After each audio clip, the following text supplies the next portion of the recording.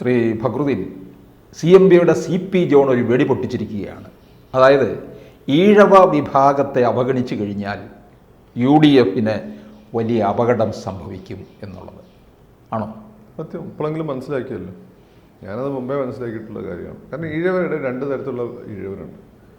According to Vellappally ബ്രാഹ്മണ ഈഴവനും വെള്ളാപ്പള്ളി ഉൾപ്പെടെയുള്ള സാധാ ഈഴവൻ. ബ്രാഹ്മണ ഈഴവൻ എന്ന് പറഞ്ഞാൽ ഡോക്ടർ പൽപ്പ് ആല അതിലൊക്കെ വന്നിട്ടുള്ള ആളുകളാണ്.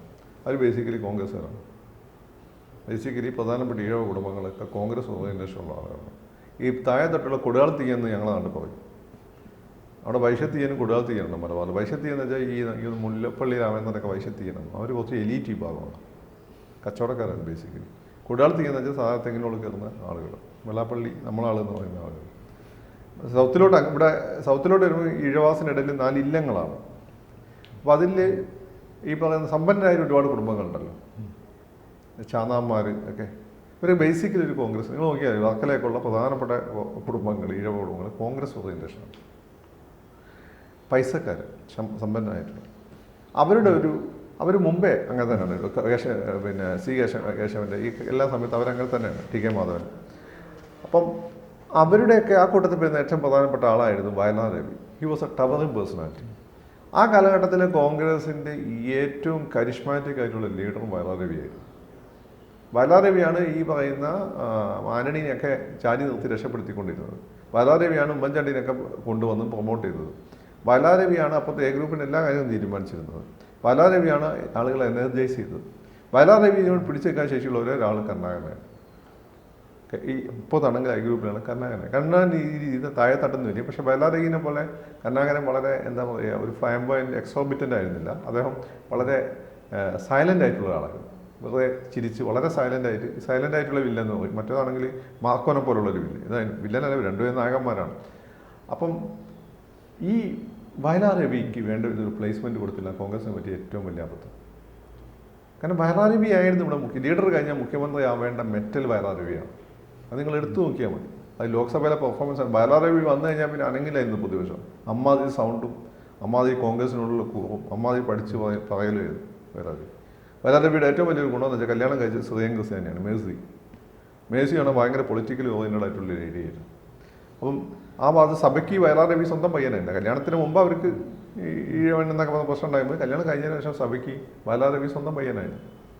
ഒരുപക്ഷെ ആന്റണിനെക്കാട്ടും അവർക്ക് താല്പര്യമായിരുന്നു. അന്ന് ഈഴവ വിഭാഗം ആവശ്യപ്പെട്ടു വിട്ടിട്ടില്ലല്ലേ വയലാർ രവിക്ക് വേണ്ടിയിട്ടൊരു? അല്ല, ഈഴവ വിഭാഗത്തിൽ ആവശ്യപ്പെടാൻ അങ്ങനെ ശേഷിയില്ലേ. വെള്ളാപ്പള്ളി വന്നതിന് ശേഷം ഇതിന് സൗണ്ട് കിട്ടി തുടങ്ങിയത്.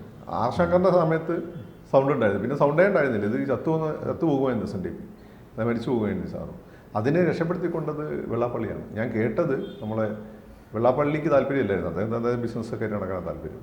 നമ്മളെ കേരള കൗമുദിയുടെ അദ്ദേഹം ഉണ്ടായിരുന്നല്ലോ, മണി സാറ്, വി എസ് അച്യുതാനന്ദൻ, പിന്നെ വേറെ ഒരാളുണ്ട് പ്രധാനപ്പെട്ട ഈഴവ കമ്മ്യൂണിറ്റി. ഇവർ 3 പേര് ആവശ്യപ്പെട്ടതാണ് വെള്ളാപ്പള്ളിനോട് പോയിട്ട് SNDPയിലെ ചാർജ് എടുക്കാൻ, അതിൽ താല്പര്യം കാണിക്കാൻ. അങ്ങനെയാണ് മൂപ്പർ അതിന് പോയതെന്നാണ്. മൂപ്പർ അല്ലെങ്കിൽ ആ സമയം അല്ലെന്ന് വർക്കലയിൽ ഒരു പ്രശ്നം നടന്നിട്ട് ഈ PDPക്കാർ മദിനീൻ്റെ ആളുകളൊക്കെ അവിടെ കയറുകയും ഇപ്പം SNDP പിടിച്ചെടുക്കാനുള്ള ശ്രമം നടത്തുകയൊക്കെ ചെയ്താണ്. SNDPയിൽ ആർക്കും മെമ്പർ ആവുമല്ലോ.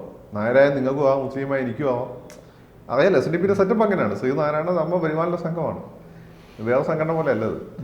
അപ്പം അതിനെ രക്ഷപ്പെടുത്തി കൊണ്ടുവന്നത് പിന്നെ ഈഴവന്മാരുടെ സൗണ്ട് വളരെ ശക്തമായി ഉയർത്തിയ വെള്ളാപ്പള്ളിയാണ്. അതിനുശേഷമാണ് ഒരു പേടി വന്ന ആളുകൾ ശ്രദ്ധിക്കാൻ തുടങ്ങി. പക്ഷേ ഇപ്പോൾ CPM തന്നെ പറയുന്നത് അവരുടെ നല്ല പങ്ക് ഈഴവ വിഭാഗത്തിൽ നിന്നുള്ളവരാണ്, അതിൽ വോട്ട് ചോർച്ച സംഭവിച്ചു. അത് ഈ 2024 അത് പ്രകടമായി എന്നുള്ളത് പാർട്ടി തന്നെ എടുത്തു പറയുന്ന കാര്യമാണ്, പ്രത്യേകിച്ച് ആലപ്പുഴ പാർലമെൻറ്റ് മണ്ഡലത്തിലും. അല്ല, അതിലേക്ക് ഞാൻ വരാം. അതിന് മുമ്പേ കോൺഗ്രസിൻ്റെ നമുക്ക് കംപ്ലീറ്റ് ചെയ്യാം. അപ്പം വയലാർ രവിന് എന്ത് ചെയ്തു എന്ന് വെച്ചാൽ കോൺഗ്രസ് അത് വയലാർ രവി തന്നെ അദ്ദേഹത്തിൻ്റെ ജീവചരിത്രത്തിൽ പറയുന്നുണ്ട്. ഇവരത്തല്ല, ഞാനതിൻ്റെ ഈ സഫാരി TVയിലെ പരിപാടി കണ്ടത്. ഒരു ഘട്ടത്തിലെത്തിയപ്പോൾ എന്ന് വെച്ചാൽ വയലാർ രവി കേട്ടതിൻ്റെ പോസ്റ്റർ KK ആൻ്റണിക്ക് പോകും. ചോദിച്ചോ ഹൈക്കമാൻഡ് പറയുന്നത് മൈനോറിറ്റിയാണ് എന്ന് ആലോചിച്ചു. ഈ AK ആൻ്റണിയുടെ സ്ഥാനത്ത് വയലാർ രവി ആണെങ്കിൽ എന്തൊക്കെ മാറ്റങ്ങൾ ലീഡറിന് ശേഷം വരുന്ന വയലാർ രവി ആണോ എന്ന് ആലോചിച്ചു. അതിനുശേഷം ഉമ്മൻചാണ്ടി ഒന്ന് ആലോചിച്ചു. ഈ ആന്റണീനെ കേന്ദ്രത്തിലേറ്റായിട്ട് വല്ല മൃഗസംരക്ഷണ വകുപ്പും കൊടുത്താൽ പോരായിരുന്നു. അപ്പോൾ കോൺഗ്രസിന് പറ്റിയ സ്ട്രാറ്റജിക്കലായ തെറ്റാണ്. പിന്നെ ലീഡറും ചിലപ്പോൾ വിചാരിച്ചിട്ടുണ്ടാവും ഇങ്ങനെ വയലാർ രവി കട്ടയ്ക്ക് നിൽക്കുന്ന ഒരാളാണ്. ലീഡറിന് പറഞ്ഞിട്ടുണ്ടോ ആന്റണിയെ പ്രൊമോട്ട് ചെയ്താൽ മതി, അതൊക്കെ ആയിരിക്കും കാരണം, അത് നമുക്കറിയില്ല. പക്ഷെ അത് മറ്റേ വയലാർ രവി വന്നിട്ടുണ്ട്. വയലാർ രവി ചോദിച്ചു എന്തുകൊണ്ടാണ് ആന്റണി വന്നു, ഞാനല്ലേ വേണ്ടത് മൈനോറിറ്റി. അന്ന് ഈ കോൺഗ്രസിന് ഈ പേടിക്കണ്ട. അന്ന് മോഡിയൊക്കെ എന്ന് വെച്ചാൽ ഈ പറയുന്നതിൻ്റെ മാതിരി ചായ വിട്ടുകൊണ്ട് നടക്കുന്ന കാലമല്ലേ റെയിൽവേ സ്റ്റേഷനിൽ. അപ്പോൾ അതുകൊണ്ട് ഇവർക്ക് പേടിക്കേണ്ട ആവശ്യമില്ല. ഇന്ത്യയിൽ വലിയ പാർട്ടിയാണ്. ഇവിടെ ഈഴവാസ് വോട്ടില്ലെങ്കിൽ മറ്റുള്ളവരൊക്കെ വോട്ടുകൊണ്ടങ്ങ് ജയിക്കും. മാത്രമല്ല ഈ പൈസക്കാർ ഈഴവരും ബാക്കിയുള്ള കുറച്ച് ആളുകളും നമ്മുടെ കൂടെ നിൽക്കുമെന്നുള്ളൊരു ഫീലാണ്. പക്ഷെ ഇവർക്ക് മനസ്സിലാകാതെ പോയ കാലത്തിൻ്റെ ചുവരെഴുത്ത് വായിക്കാൻ പറ്റിയില്ല എന്നുള്ളതാണ്. കേരളത്തിൽ ഈഴവ കമ്മ്യൂണിറ്റി വളരെ പ്രോമിനൻ്റ്, ഹിന്ദു കമ്മ്യൂണിറ്റിയുടെ നമ്പർ 1 കമ്മ്യൂണിറ്റിയാണ് ജാതി ബേസിൽ നോക്കുകയാണെങ്കിൽ. അവരെ സംബന്ധിച്ചിടത്തോളം ഒരു അടി ഉണ്ടാക്കണേ നിങ്ങൾക്ക് ഈഴവനെ തെരുവ് കിട്ടുള്ളൂ. അതുകൊണ്ടാണ് CPM ഇത്ര മിലിറ്റൻ്റ് പാർട്ടിയായി മാറുന്നത്. ഇപ്പം BJPയിൽ ഇപ്പം ഈഴവർ കൂടുതൽ വന്നതിൻ്റെ ഭാഗമായിട്ട് BJP കുറച്ചൊരു മിലിറ്റൻ്റ് ആയിരുന്നു. കാരണം BJP അല്ലെങ്കിൽ വളരെ ഒരു അത്യാവശ്യത്തിന് മാത്രം അടി ഉണ്ടാക്കുന്ന ഒരു പാർട്ടിയായിരുന്നു.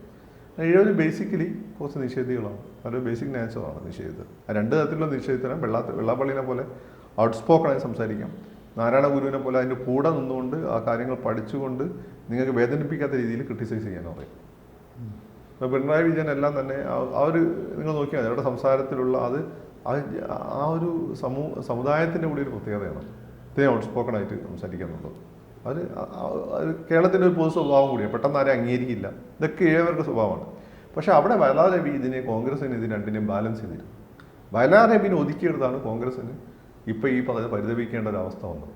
മാത്രമല്ല വയലാർ രവി ഒരു വിഷണറി കൂടിയായിരുന്നു, ഒരു ഡെയർ ഡെവളായിരുന്നു. എന്തുകൊണ്ട് ഒതുക്കി വെച്ചാൽ ഇതാണ് കമ്മ്യൂണൽ അപ്പീസ്മെൻ്റ് എന്ന് BJPക്കാർ പറയുന്ന സാധനം. എന്നിട്ട് അവസാനം എന്ത് സംഭവിച്ചു? ഉമ്മൻചാണ്ടിയുടെ കുടുംബത്തിൽ നിന്നാണ് BJPയിലേക്ക് പോയത്.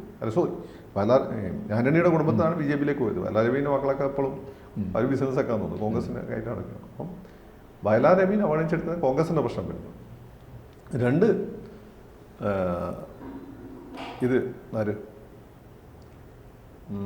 നമ്മുടെ നിങ്ങൾ ചോദിച്ച CPM ആയിട്ട് ബന്ധപ്പെട്ടു. അതെ, കാരണം 55% ഹിന്ദുക്കളാണല്ലോ ഉള്ളത് കേരളത്തിൽ. അതിൽ ഈഴവ വിഭാഗത്തിൻ്റെ വോട്ട് മുഴുവൻ CPMന് കിട്ടുന്നു എന്നാണ് അവരുടെ കണക്കുകൂട്ടൽ.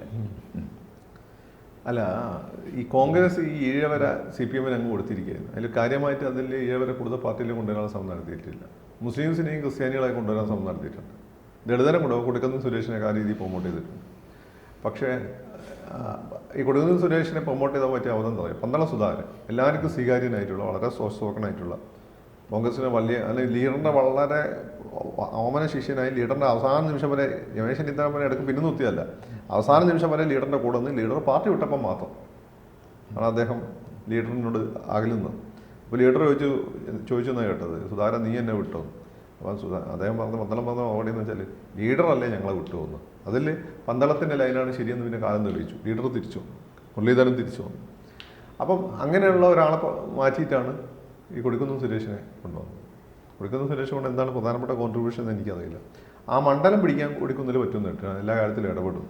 അപ്പോൾ CPMനെ സംബന്ധിച്ചിടത്തോളം CPMന് ഒരു കുഴപ്പമൊന്നുമല്ല. കൂടുതൽ ആളുകൾ കോൺഗ്രസ് ചെയ്യാത്ത ഒരു കാര്യം CPM ചെയ്യുന്നു. മുസ്ലിങ്ങളെയും ക്രിസ്ത്യാനികളൊക്കെ കൂടുതൽ പാർട്ടിയിലേക്ക് അടുപ്പിക്കാൻ ശ്രമിക്കുന്നു. അപ്പോൾ സ്വാഭാവികമായിട്ടും ഈഴവർ നോക്കുമ്പോൾ ഞങ്ങൾ ഇത്രയും കാലം സപ്പോർട്ട് ചെയ്ത് ഞങ്ങൾക്ക് എന്ത് കിട്ടിയെന്നൊരു ചോദ്യം അവർക്ക് വരും. ഒന്നും കിട്ടിയില്ല എന്നൊന്നും പറയരുത്, കാര്യങ്ങളൊക്കെ ചെയ്യാൻ പറ്റുന്നതൊക്കെ ചെയ്തു കൊടുത്തിട്ടുണ്ട്. പക്ഷെ അവർ എക്സ്പെക്റ്റ് ചെയ്യുന്നത് കൂടുതലാണ്.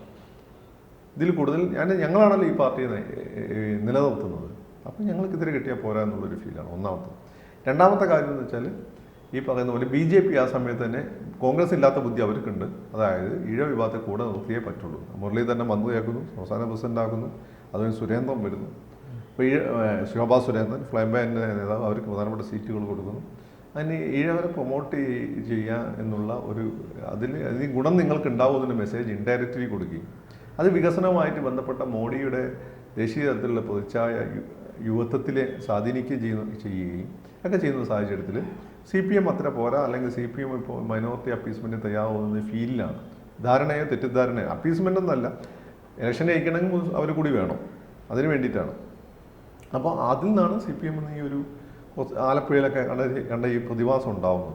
പക്ഷെ അത് സ്ഥിരം പ്രതിഭാസമെന്ന് എനിക്ക് തോന്നുന്നില്ല. CPM അത് തിരിച്ചറിഞ്ഞിട്ടുണ്ട്. കാരണം ഇത് വളരെ ഡെലിക്കേറ്റായിട്ട് ഹാൻഡിൽ ചെയ്യേണ്ട ഒരു സിറ്റുവേഷനാണ്. അതുകൊണ്ട് CPMന് ഒരുപാടൊന്നും ചെയ്യാനുള്ളതില്ല. പക്ഷേ കോൺഗ്രസ്സിന് ചെയ്യാനുള്ളത്, കാരണം കോൺഗ്രസ്സിൽ ഇപ്പോൾ തുടങ്ങിയത് വയലാർ രവിയുടെ കാലഘട്ടത്തിലാണ്. വയലാർ രവിനെ എന്ന് ജാതിയുടെ പേരിലല്ല വയലാർ രവിനെ മാർജിനലൈസ് ചെയ്തത്. നായന്മാരല്ല വയലാർ രവിയുടെ ശത്രു, അത് മതപരമായിട്ട് മൈനോറിറ്റി അപ്പീസ്മെൻറ്റിൻ്റെ ഭാഗമായിട്ടാണ് വയലാർ രവിനെ സൈഡ് ലൈൻ ചെയ്തത്.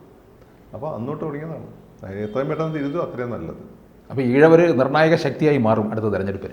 അതൊന്നും പറയാൻ പറ്റില്ല. ഇതൊക്കെ അഭിപ്രായം വന്നാലേ ഉള്ളൂ. ഈ അഭിപ്രായം വന്ന് വിചാരിച്ചിട്ട് അതൊന്നും അവിടെ എടുക്കണോ എന്നൊന്നും പറയാൻ പറ്റില്ല. അത് ഒരുപാട് പെർമിറ്റേഷൻസ് കോമ്പിനേഷൻ വരും. പക്ഷേ ഈഴവരെ അവഗണിച്ചുകൊണ്ട്, അതുകൊണ്ട് CPM മനസ്സിലാക്കേണ്ട ഒരു കാര്യം എന്ന് വെച്ചാൽ നായന്മാരെ അവഗണിച്ചുകൊണ്ടും പരിധികളും മുന്നോട്ട് പോകാൻ പറ്റില്ല. CPM പക്ഷേ അത് ബാലൻസ് ചെയ്യുന്നുണ്ട്. മന്ത്രിമാരെ മിക്കവാറും നായർ കമ്മ്യൂണിറ്റിപ്പെട്ട ആളുകളാണ്. പക്ഷേ വേറൊരു കാര്യം എന്ന് വെച്ചാൽ CPM നിങ്ങൾ ഈഴവനാണ് നായരാണെങ്കിലും നിങ്ങൾക്ക് ജാതിയൊന്നുമില്ല. ബേസിക്കലി നിങ്ങൾ CPM തന്നെയാണ്. കൂടുതൽ വാർത്തകളും വിശേഷങ്ങളും നിങ്ങളിലേക്ക് എത്താൻ ABC മലയാളം സബ്സ്ക്രൈബ് ചെയ്യുക, ബെൽ ബട്ടണും അമർത്തുക.